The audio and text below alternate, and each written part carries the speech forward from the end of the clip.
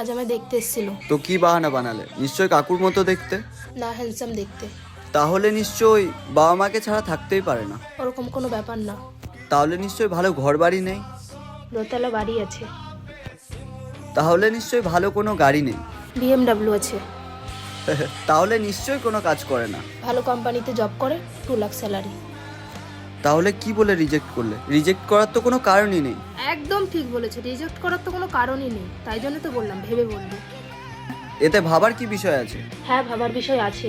তোর বয়ফ্রেন্ড আমি, অন্য কারোর দিকে তাকালে না তোর চোখও তুলে নেবো। রকি, এটা পাবলিক প্লেস, এখানে সিক্রেট করো না। ও, এখন তোমার লজ্জা লাগছে?